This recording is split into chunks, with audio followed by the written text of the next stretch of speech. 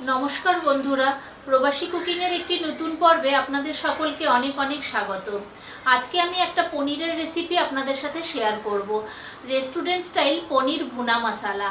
তো দেখুন আমি রান্নাটা কিভাবে করি, আশা করি আপনাদের ভালো লাগবে। আর এটা কিন্তু রাতের ডিনারে রুটি পরোটার সাথে একদম জমে যাবে। তো চলুন আর দেরি না করে আমি রান্নাটা শুরু করে দিই। আর আমার চ্যানেলে যারা নতুন বন্ধু আছেন তাদেরকে রিকোয়েস্ট করব আমার চ্যানেলটার পাশে থাকবেন, চ্যানেলটাকে সাবস্ক্রাইব করে পাশে থাকা বেল আইকনটা টিপে দেবেন, যাতে আমার দেওয়া সমস্ত নোটিফিকেশান আপনাদের কাছে সবার আগে পৌঁছায়। পনির ভুনা মশলা বানানোর জন্য এখানে নিয়েছি 150 গ্রাম পনির, একদম মিহি করে কুচনো পেঁয়াজ, ডাইস পেঁয়াজ, ক্যাপসিকাম, টমেটো, গোটা রসুন আর 2টো কাশ্মীরি লঙ্কা। তো চলুন আমি রান্নাটা শুরু করে দিই। কড়াই বসিয়ে দিয়েছি, কড়াইয়ের মধ্যে দিয়ে দিচ্ছি 2 চামচ সাদা তেল আর দেব 2 চামচ ঘি।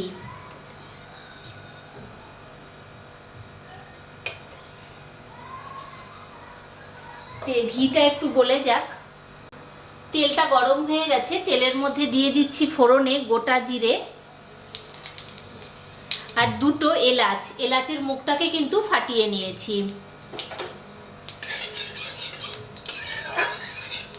জিরাটা ভাজা হয়ে গেছে, এবারে এর মধ্যে দিয়ে দিচ্ছি একদম মিহি করে কুচনো 2টো বড় সাইজের পেঁয়াজ। পেঁয়াজটাকে খুব ভালো করে ভাজা করে নিতে হবে।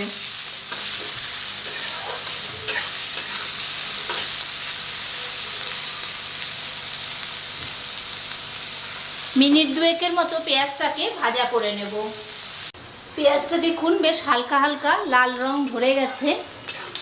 তো এইরকম স্টেজে আমি এর মধ্যে দিয়ে দেব 1 চামচ আদা রসুনের পেস্ট।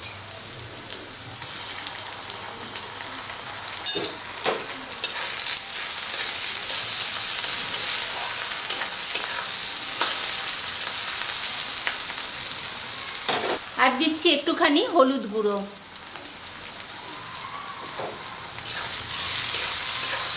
তো এখন আদা রসুন হলুদ পেঁয়াজ সব কিছু বেশ ভালো করে ভাজা করে নিতে হবে।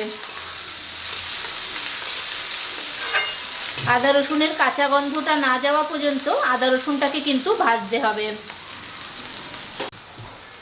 তো 1 মিনিটের মতো বেশ মশলাটাকে ভালোভাবে কষিয়ে নিয়েছি।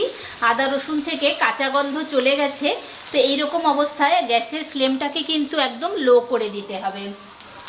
এবারে এর মধ্যে দিচ্ছি 1 চামচ কাশ্মীরি লঙ্কার গুঁড়ো, 1 চামচ জিরে গুঁড়ো, 1 চামচ ধনে গুঁড়ো,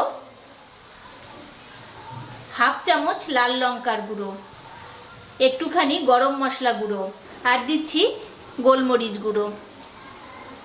এবারে এই মশলাটা যাতে পুড়ে না যায় তার জন্য কিন্তু আমি এখানে গরম জল ব্যবহার করছি। আর এই রান্নাটাতে কিন্তু পুরো গরম জল দিয়েই করতে হবে, কোনো ঠান্ডা বা নর্মাল টেম্পারেচারের জল ইউজ করা যাবে না। তো এখন এই মশলাটাকে দিয়ে খুব ভালো করে মিলিয়ে নিতে হবে। আর মশলাটাকে ভালো করে রান্না করতে হবে যতক্ষণ না মশলা থেকে কাঁচা তেল ছেড়ে যাচ্ছে। তেল ঘিটা যতক্ষণ না আলাদা হচ্ছে ততক্ষণ মশলাটাকে কষিয়ে নিতে হবে। তো এখন আমি মিনিট 2 মতো মশলাটাকে কষিয়ে নেব। মিনিট 2 মতো মশলাটাকে কষিয়ে নিয়েছি। মশলা থেকে দেখুন তেল ছাড়তে শুরু করে দিয়েছে। মশলাটাকে একবার নাড়িয়ে নিয়েছি। এবারে এর মধ্যে দিয়ে দিচ্ছি, এখানে আমি 2 চামচ টক দইকে ফেটিয়ে রেখেছিলাম। এই টক দইটা এবারে এর মধ্যে দিয়ে দিচ্ছি। আর টক দইটা দেওয়ার সময় কিন্তু গ্যাসের ফ্লেমটাকে অবশ্যই একদম লো করে নেবেন, নাহলে কিন্তু এটা কেটে যাবে। দইটা কিন্তু দানা দানা পাকিয়ে যাবে, ওই জন্য গ্যাসের ফ্লেমটাকে লো করে দইটা দেবেন। তো দইটা দেওয়ার পরে অনবরত নেড়ে যেতে হবে।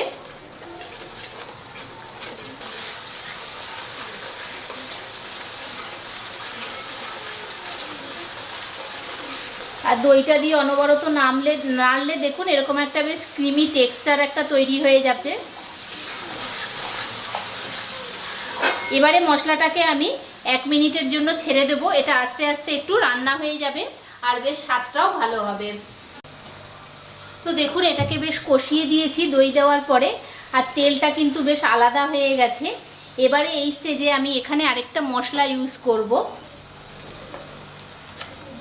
এখানে আমি নিয়েছি টমেটো, কাজু বাদাম আর কাশ্মীরি লঙ্কা।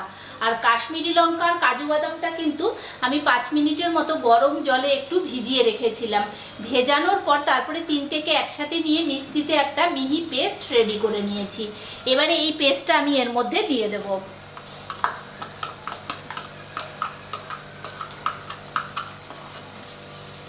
আর দিচ্ছি ধনে পাতার ডাঁটা।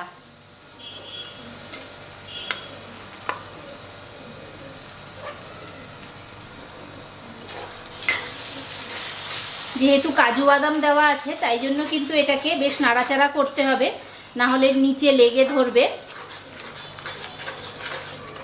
আর এটাকে কষিয়ে কষিয়ে একেবারে পুরো ড্রাই করে নিতে হবে। আর এই স্টেজে কিন্তু আমি জল টল কিচ্ছু ব্যবহার করব না, এটাকে শুধু এখন এরকম নাড়াবো আর এটা কষতে থাকবে। এবারে এর মধ্যে দিচ্ছি পরিমাণ মতো নুন। নুনটা কিন্তু অবশ্যই যে যার স্বাদ অনুসারে দেবেন।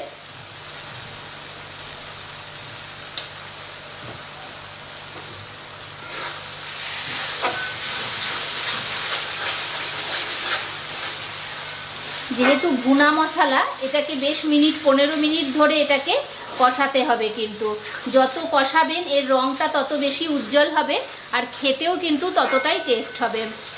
তো এখন এটাকে আমি নাড়িয়ে নাড়িয়ে পুরো মশলাটাকে ড্রাই করে নিই। তো মিনিট 5 মতো নাড়াচাড়া করে মশলাটাকে দেখুন একদম ড্রাই করে দিয়েছি। আর মশলার কালারটাও দেখুন কত সুন্দর উজ্জ্বল হয়ে গেছে আগের থেকে।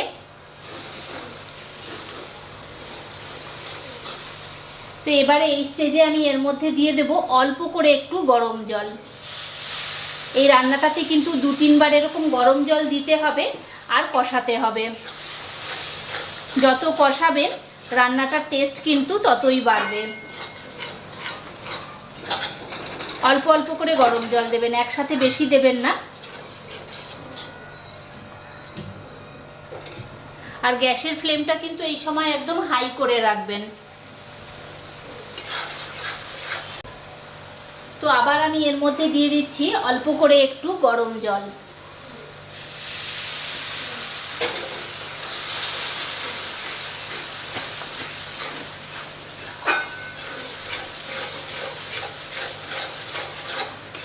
এরকম করে মশলাটাকে 2-3 বার জল দিয়ে দিয়ে কষিয়ে নেব।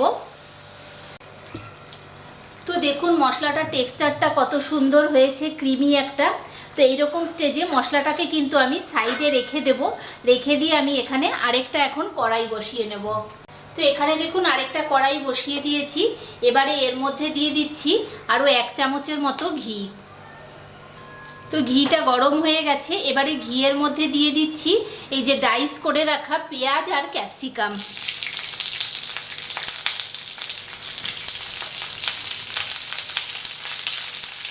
এগুলোকে কিন্তু খুব বেশিক্ষণ ভাজা যাবে না, হালকা করে ভাজতে হবে যাতে একটা এর মধ্যে ক্রাঞ্চি ভাব থাকে। ওই মিনিট 2 মতো একটুখানি ভাজা করে নেব।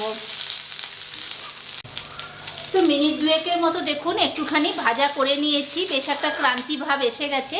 এবারে আমি কড়াইটাকে সরিয়ে ওই মশলার কড়াইটাকে বসিয়ে দেব। এবারে এখানে এই কড়াইটাকে আবার বসিয়ে দিয়েছি।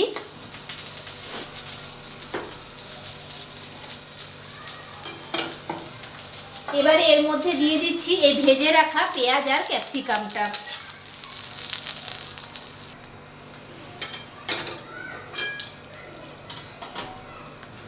পেঁয়াজ আর ক্যাপসিকামটাকে দিয়ে একটু মশলার সাথে মিশিয়ে নেব।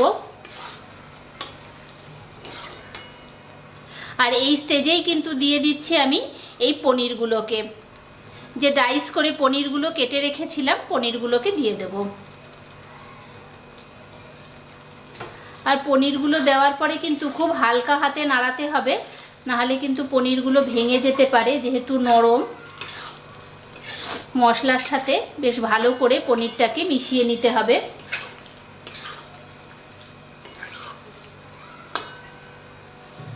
তো এখন এটাকে এরকম মিনিট খানেকের মতো রেখে দেব মশলার সাথে মিশে যাওয়ার জন্য। তো মশলার সাথে দেখুন পনিরটা কিন্তু বেশ সুন্দরভাবে মিশে গেছে। এই স্টেজে আমি এর মধ্যে দিয়ে দিচ্ছি হাতে ক্রাশ করা কসৌরি মেথি।